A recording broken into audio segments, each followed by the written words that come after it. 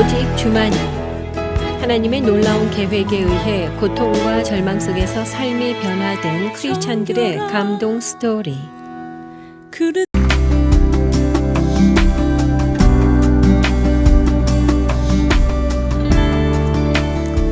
안녕하세요. 춘천 한마음교회 임국남입니다. 돈을 사랑하던 의사에서 예수님의 사랑으로 영혼을 사랑하는 의사로 살고 있는 간증을 하려고 이 자리에 섰습니다. 저희 아버지는 젊은 시절 악단에서 기타 연주를 하셨어요. 고정적인 수입이 없으시니 어린 시절 저에겐 돈은 늘 아끼고 절약해야 하는 것이었어요. 먹고 싶은 것, 사고 싶은 것이 있어도 부모님께 말하지 않았어요. 8살 때쯤 동네 제과점에 진열되어 있는 케이크를 보고 돈을 모아 꼭 사 먹어야겠다고 생각했어요.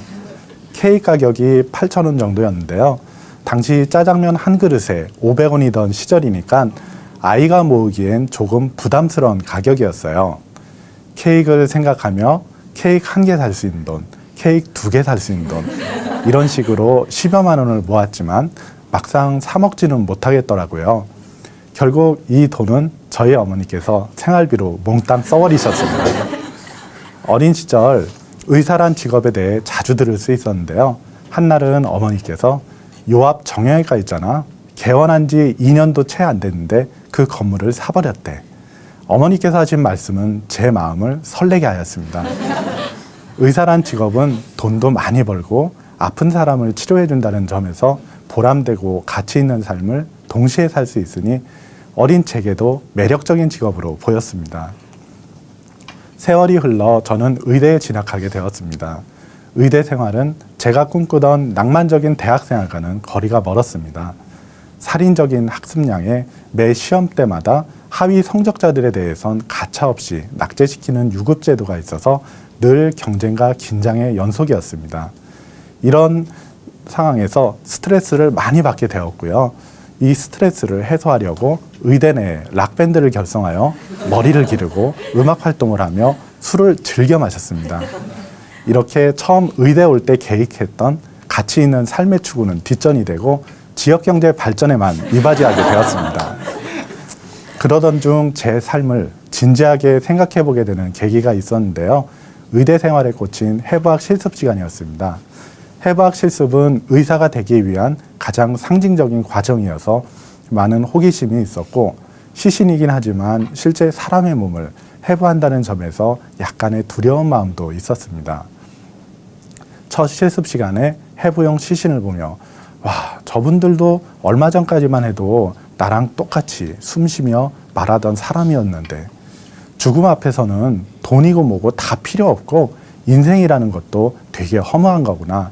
그렇게 죽음의 문제에 대한 실제적인 생각을 처음으로 해보게 되었습니다. 그렇지만 죽음의 문제에 대해 고민해봐야 별다른 해결책이 없었어요. 그냥 우울한 기분만 들었고 그날 저녁 취하도록 술만 마셨습니다. 몇 달 후 사촌형에게 자동차를 물려받게 되었는데요. 장롱면허였던 저는 사촌형에게 도로 연수를 받던 중 큰 사고를 당하게 되었습니다.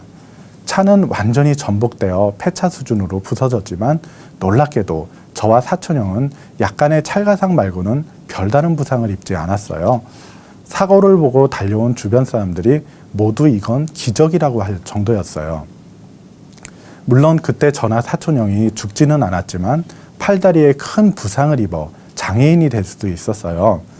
그러면 저는 당연히 의사도 못 되고 제 인생의 모든 계획도 다 물거품이 되었을 거예요. 이때부터 저는 죽음의 문제에 대해 진지하게 고민하게 되었습니다. 죽으면 그냥 끝일까? 천국과 지옥이 진짜로 있을까? 인생을 모두 걸 만한 가치 있는 일이 정말로 있을까? 철학서적을 읽어보았고 종교에서도 답을 찾으려 노력했지만 머리만 복잡해지고 아무런 답도 찾을 수 없었습니다. 결국은 부자가 되고 싶어 의사가 되려 했던 제 인생의 계획도 다 부질없다는 생각이 들어 깊은 회의감에 빠졌고 인생의 목표를 잃어버린 채 방황하며 술로 보내게 되었습니다. 그러던 중 기말고사가 끝나고 3주 정도의 여름방학이 시작되었어요. 저는 혼자 학교 도서관에 남아 깊은 고민을 하게 되었고요. 그러다 같은 과 친구인 한 자매가 생각났는데요. 그 자매는 춘천 한마음교회에 다니고 있었습니다. 제게는 교회 다니는 친구들이 많이 있었지만 그 자매는 뭔가 다른 면이 있더라고요. 늘 복음에 대해 진지하게 얘기했었고 힘든 의대 과정을 늘 기쁘게 생활했어요. 그래서 그 자매가 다니는 교회라면 제 고민에 대한 해답을 가지고 있을 것 같았습니다. 그래서 저는 춘천 한마음교회에 가게 되었고 때마침 여름 수련회 기간이었습니다. 처음에는 목사님의 말씀을 도무지 알아들을 수가 없겠더라고요. 그렇지만 교회에서 듣게 되는 이야기들은 저에게 큰 충격이었습니다.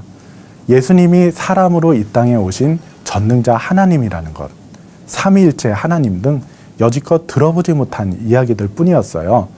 그렇지만 예수님이 사람으로 오신 하나님이 맞다면 제 고민들이 해결될 수 있겠구나 기대감이 들었고 집중해서 말씀을 보게 되었습니다. 그런데 한편으론 옛날에 교회 다니던 친구들을 핍박하며 논쟁하였던 기독교에 대한 공격적인 생각들도 동시에 기억났어요. 수련회 내내 이러한 치열한 생각 싸움으로 머리가 복잡해졌습니다. 큰맘 먹고 교회까지 왔는데 여기서도 해결하지 못하면 평생 후회할 것 같아서 철야 기도를 하기로 마음먹게 되었습니다. 그러나 새벽이 되도록 답을 찾을 수 없었고 내가 지금 헛짓거리하고 있다는 생각이 들어 자리를 박차고 예배당을 나갔지만 사방을 둘러보아도 불빛이라곤 하나도 보이지 않을 정도로 당시 교회가 외딴 곳에 있었습니다. 그래서 집까지 걸어가기에는 조금 무리란 생각이 들었고 아침이 되면 바로 떠나려고 마음먹게 되었습니다. 지금 생각해보면 이러한 사소한 것들도 다 하나님의 은혜였어요. 아침이 되자 한 형제로부터 예수님이 역사 속에 실존했던 인물이라는 사실을 듣게 되었어요. 구약의 예언이 신약에 그대로 성취되는 것을 보면서 하나님이 정말 계시고 그 예수님을 믿는 것이 제 죽음의 문제를 해결할 수 있는 방법이구나 생각했어요. 그렇게 저는 신앙생활을 시작하게 되었고 제 삶도 조금씩 바뀌었습니다. 락음악을 그만두고 밴드를 해체했고요. 술을 끊고 복음을 전했습니다. 동기들, 후배들은 물론이고 교수님, 심지어 복사실 아줌마까지 의대 내 거의 모든 사람들에게 복음을 전했어요. 또 전에는 술을 자주 먹던 저를 피해 다니던 친구들이 이제는 복음이 듣기 싫다고 저를 피해 다니기도 했고요. 새벽 4시에서 5시면 해장술을 먹으러 가다가 지나다니는 교회차를 쳐다보던 제가 이제는 그 차를 타고 새벽 기도를 가게 되었고요. 믿지 않는 가족들에게 복음을 전하다가 핍박을 많이 받기도 하였고요. 병원 실습을 나가서 환자들에게 복음을 열심히 전하였습니다. 이렇게 신앙생활과 학업을 병행하며 의대를 졸업하고 인턴 레지던트 생활을 하게 되었습니다. 의대생 때와는 또 다른 차원의 힘든 시기였어요. 하루에 20시간 이상의 근무와 늘 응급사항에 대비해야 했기에 잠깐이라도 시간이 나게 되면 쪽잠을 잡고 먹을 수 있을 때 먹어둬야 될 정도로 늘 바쁘고 힘든 시기였습니다. 이런 힘든 시기를 지내고 드디어 전문의가 되었습니다. 그동안의 고생에 보상을 받고 싶었어요. 돈을 많이 벌어 고생하신 부모님께 용돈을 두둑히 드리고 싶었고요. 사랑하는 아들, 딸도 세상 어디에 내놓아도 빠지지 않는 1%의 사람으로 만들고 싶었습니다. 이러한 마음에 레지던트를 마치자마자 하나님께 기도도 하지 않고 겁도 없이 거액의 대출로 요양병원을 인수하였고 당시 최고점이었던 부동산 경기만 믿고 대출로 아파트도 사게 되었습니다. 당시 아내에게 여보, 우리 저 병원 인수할까? 물어보자 아내는 조금의 망설임도 없이 쿨하게 그래? 간단히 대답했어요. 저는 아내의 말에 즉시로 순종하여 병원을 인수하였습니다. 빚이 10억 가까이 되었지만 곧 큰 돈을 벌 수 있을 거란 생각에 대박자리를 주신 하나님께 감사하며 병원을 시작하였습니다.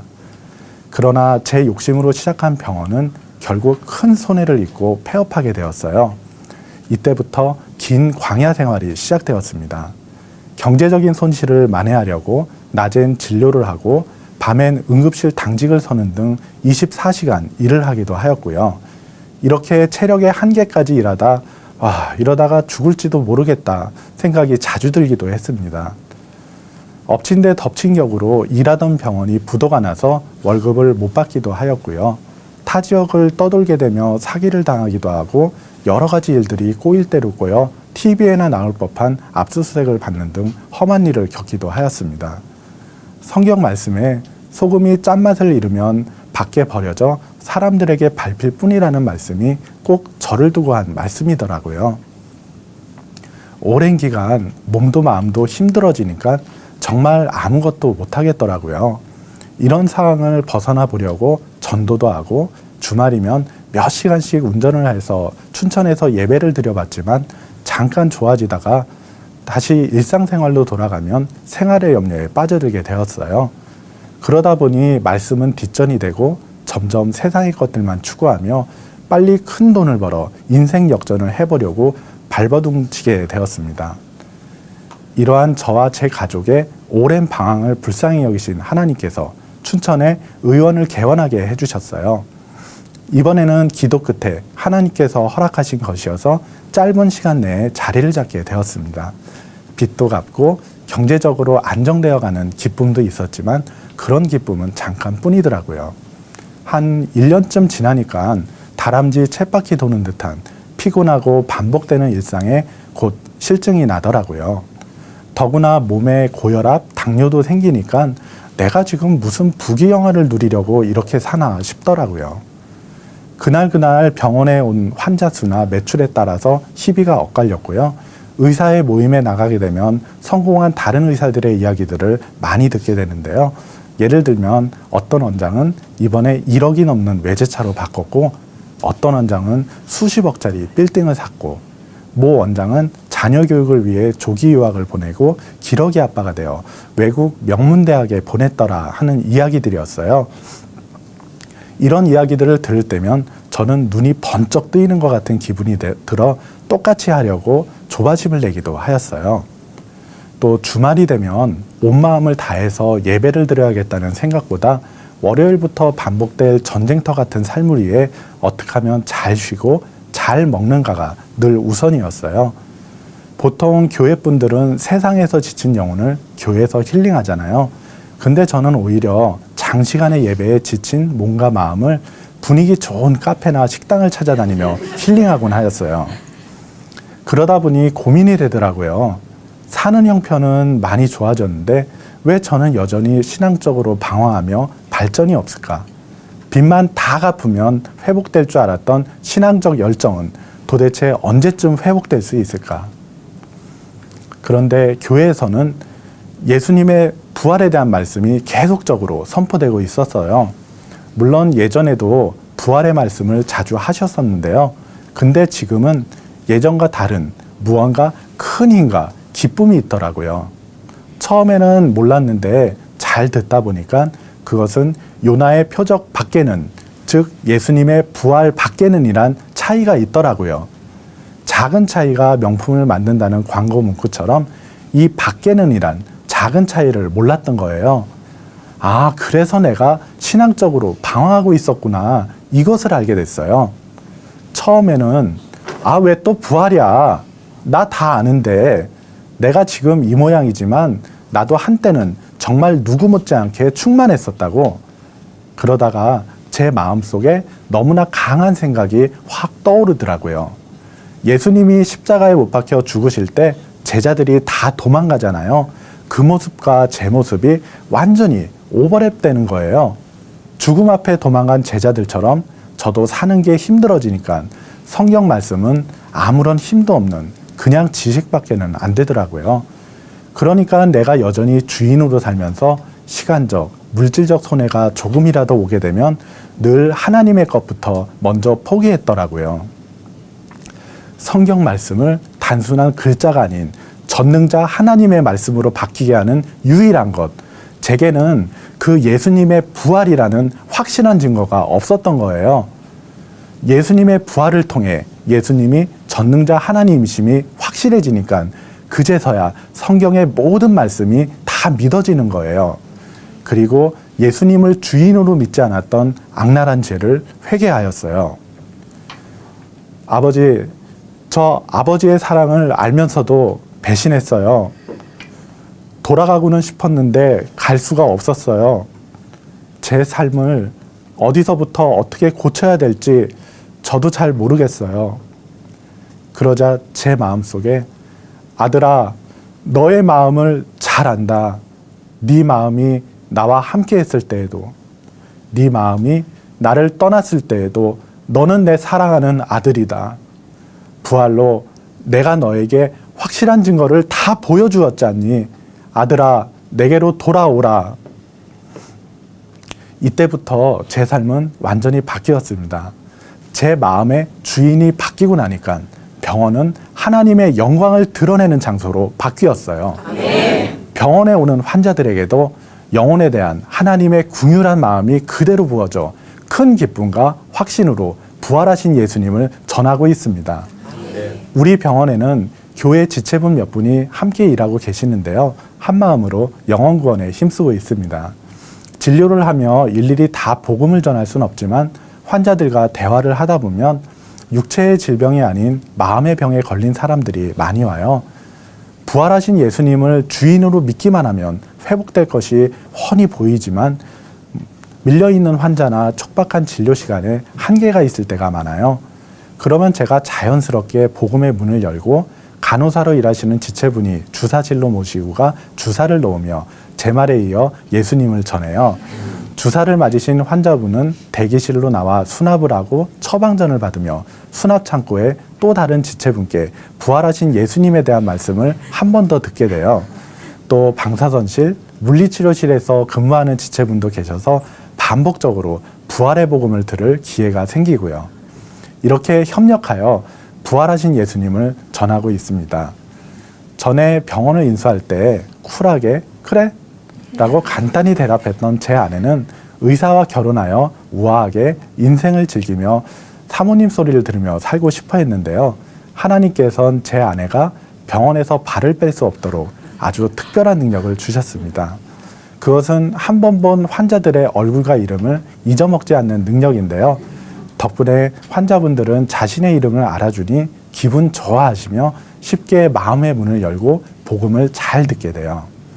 의사회 모임에 나가게 되면 기쁘게 살고 있는 제 모습을 보고 아, 임원장 뭐 좋은 일이 있어? 환자가 많이 늘었나 봐. 아니면 골프 칠 때 볼이 잘 맞나 보네. 다른 원장들이 궁금해해요.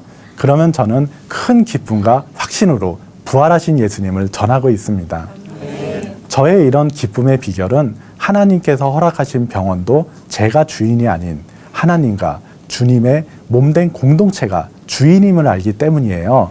그래서 함께 일하는 지체분과 저는 직위의 차이만 있을 뿐 동일하게 하나님께 월급을 받으며 일하는 거예요.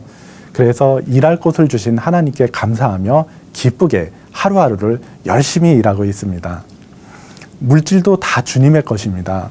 병원에서 얻어지는 수익도 제 임의대로 허투루 쓰지 않고 주님께서 필요하실 때 언제든 드려지기를 소망합니다. 지금은 하루하루가 행복합니다.